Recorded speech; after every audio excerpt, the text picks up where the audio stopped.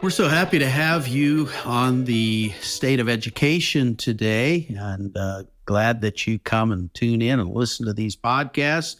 And today I am particularly delighted to have a new acquaintance that I recently met, and he has honored us by joining us today. His name is Paul Skousen. He's a prolific writer and author and has just a wealth of background. But I'm going to let's just welcome him now. Paul, welcome to the podcast today. Thank you for joining us, and so delighted to have you. Melvin, it is my pure delight. I thank you for inviting me on. Well, thank you for accepting the invitation. Let's just jump right in with both feet in the deep end of the pool here today. But maybe not. Let's start in the kiddie side for just a second, and let's talk a little bit about your background. For those who may not know you, who are listening in today, tell us a little bit about yourself, your background, and so that they know who they're listening to today. Happy to do that. I kind of woke up a little bit late in life to what we're going to talk about today. And it seems odd because I grew up in a home with a father who was rather renowned and well-known. He wrote The Naked Communist. He wrote The 5,000-Year Leap. That's all we talked about at dinner time was all these wonderful ideas and principles. And of course I cared, and of course I loved it. But I started a lot more intense when my wife, Kathy, and I moved back to Washington, D.C. I worked at the Reagan White House. I worked at the CIA and gained a lot of interesting insight in how our system works. And that's kind of when I started my explorations. So now, these many years later, 10 kids later, I'm now busy trying to help my father, who's passed away, finish up a lot of works. And so several books are coming out and have come out. So that's what I'm doing right now, is getting that done. And then anxious to link arms with others who are recognizing all the troubles going on and what we can do about it. So today I teach at a college and busy on the keyboard, and that kind of brings us up to date. There we go. Well, thank you for sharing that. I was looking at your bio myself, and I thought back, and I see that you were the leak in the Iran Contra thing, and I don't know how proud you are of that, but it's all about getting the truth out, right? At the end of the day, here's what's important. We have to communicate in truths, because what we represent, what we communicate to others, and especially what we teach to our children, we are either setting them in a pathway of truth and reality, or we are just taking them somewhere over the edge into something that has no real basis and is built on a lie. And that's true on so many levels. And many of the people who listen into these podcasts do so because they're concerned about what's going on in our country. They're concerned, particularly, we're an educational foundation, particularly concerned about what's happening in our schools, in our overall educational system, and what's going on with our children and grandchildren. And so what I'd like us to really kind of focus on for a little while are some of those, somebody recently, I heard him say, the values of every society can be found in the great writings, particularly of their founders. And I know that you've spent quite a bit of time working on that. In fact, I picked up one of your books, the Federalist Papers Made Easier, And so you also have a book entitled How to Read the Constitution and the Declaration of Independence. So let's kind of start at that big level and talk to us about why these are important, maybe even dig into some of these documents a bit and what we can really glean out of. Why are they important? What value do they bring to us today? And as adults, we certainly need to be learning these things. But what of this do we need to pass to the next generation? Right. What a great beginning to what I think is one of the most important subjects. It's interesting to me, the founding fathers turned to education as the key to retaining freedom and liberty. And you just held up the Federalist Papers Made Easier.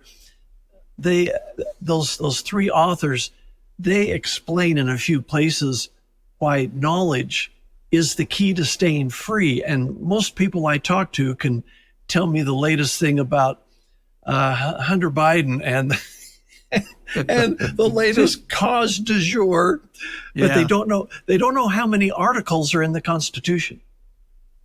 They don't know that the prohibition of a religious test is somewhere else besides the Bill of Rights.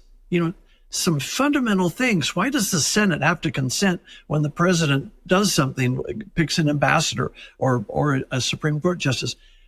Those things we need to know. And if we forget them, they get abused and we don't know it. And over time, we start losing these liberties. And yes. I think I love what you're doing. I think that's exactly what you're trying to do, is say knowledge is power. Knowledge is how we save our freedom. And people have even lost that concept because of the headline scandals. So my father's effort, was to simplify some of these documents and explain them to say, see, there are principles being violated that should help guide you on how to vote and guide you how you talk to your neighbor on these topics. So never mind Hunter Biden. Let's look at what the Constitution says. So when we kind of think in terms of core documents for this country, what are some of the ones that come first of mind to you? The Declaration of Independence is a statement of faith and belief. I don't know if many people view it that way. I've heard some people call it a war document. No, it's not. They don't declare war anywhere. Mm-hmm. In there, they say we declare our freedom and we're willing to die for it, but they're not launching war. But you go all the way through, and I found 11 or 12 distinct places where it says we believe in God. And Melvin, when I teach my classes, sometimes I worry about they're going to complain, Skousen, you're shoving religion down us. And suddenly the thought came to me one day, actually, you're not. You're telling a historical fact. Yeah. These people had a belief system, a moral foundation that they created from that. And then they built this structure atop of that. And so if you don't acknowledge the beginning place, the rest of it collapses, which is exactly what's happening today. So the Declaration, yeah. So the Declaration I view as a founding document, just because that's our statement of beliefs. And then the Constitution structures a government to protect those beliefs. That's why it's there. And then nowhere does the Constitution explain itself. These obscure statements, but the founding fathers say, these are huge statements. There's no wasted words. And so the Federalist Papers explain what those statements mean. So there's 1, 2, and 3 that I think are the most critical. Yeah. Well, then there's the Bill of Rights, right? That's another one that's tied in as well. But yeah, so those, as you mentioned, those 3. So let's dig into these just a little bit more. So you wrote a book about how to read the Constitution and the Declaration of Independence. Give us just whet our appetite enough that some people are going to want to go and buy that book.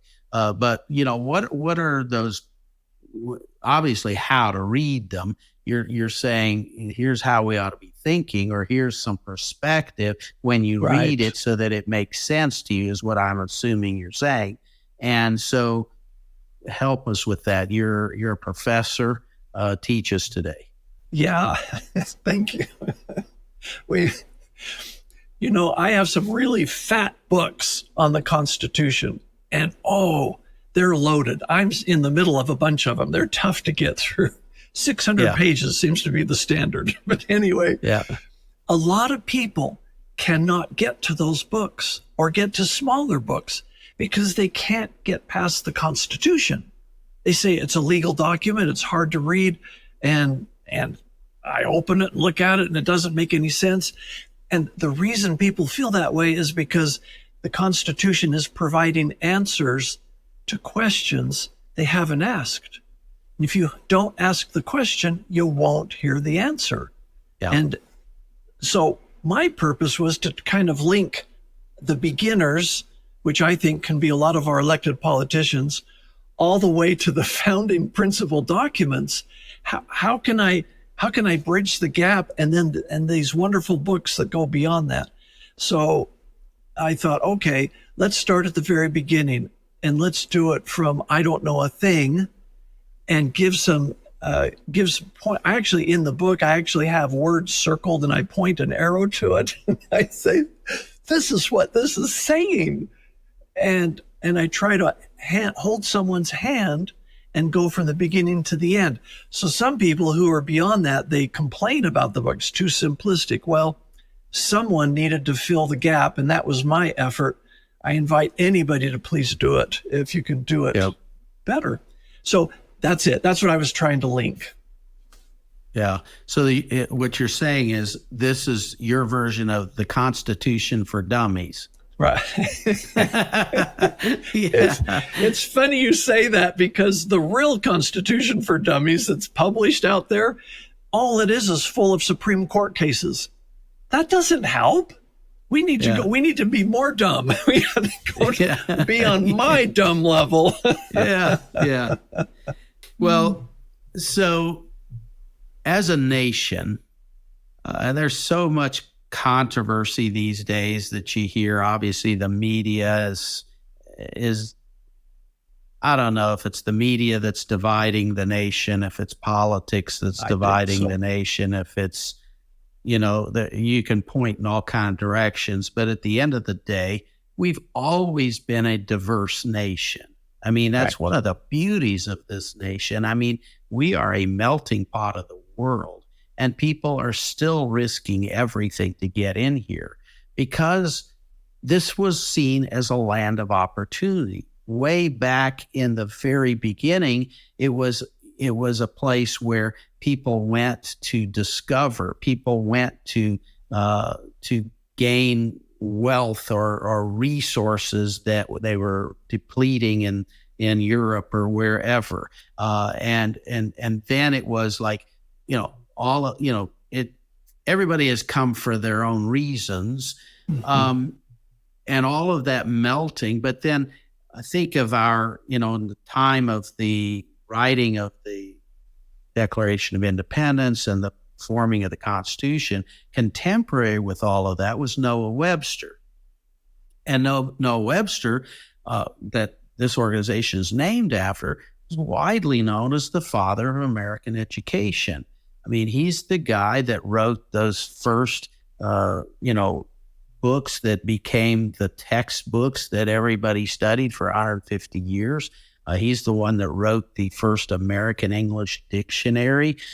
He's the one that, really started promoting the need for widely, developed education in all of the new states so that people could be educated, because as you said earlier, it's impossible for a country to flourish if its citizens are not informed and educated and capable to make things and develop things.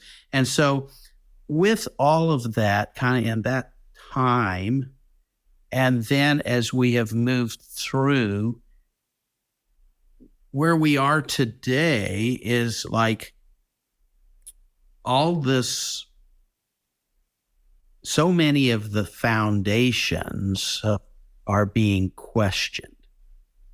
Now, I think it's always a good thing to question, right? I just do, Right. Especially politicians. You've got to question a politician. If you don't, Right. You're just, it's a huge mistake. Yeah. But the reality is we have to question also systems. We also have to question new ideas, because not all new ideas are good ideas, especially if they erode those things that are so foundational, so fundamental that everything collapses. And I think we are seeing some of that happening in this country. We certainly are seeing evidence of that in our educational systems. So talk to us about that a little bit, and what can we, not just as organizations, but as people, as teachers, as school board members, as administrators, as parents, what can we do to strengthen this country? What are some of those foundational things that we can do to strengthen this country? Well, here's something.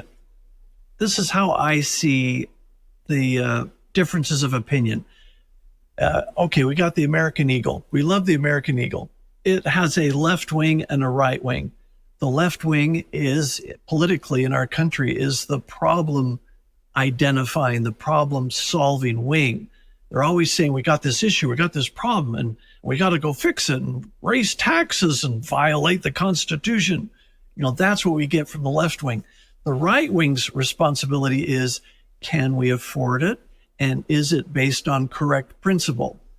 So as long as you have those two combating or competing ideas in the country, our eagle flies beautifully and straight. When one side becomes too strong, we don't. And that's disaster. And for too many years, we've got to sacrifice principle and raise taxes to solve all these issues. And that's socialism. And as you can see, the more government intrusion into our lives, the worse everything becomes. That's a law of nature. And we're not going to do it better in America. It will still bring this nation down. So that's how I view competing ideas. We need both of them. And so I'm grateful for that. So as we move along, we got a third component. What's that eagle partaking of? Is it getting into the poison sprayed on the berries that it's eaten? The eagle has to stay healthy. We need to have the foundation that we just talked about a second ago. We need that moral foundation. So what's under attack? The family. That's being destroyed, or undermined, I should say, and our value system, our moral code. So when I get asked that by some of my students, what do we do? What can we do? The best beginning place, we can't reach into Washington, D.C. and shake everybody up, but we can, in our very own homes, educate ourselves.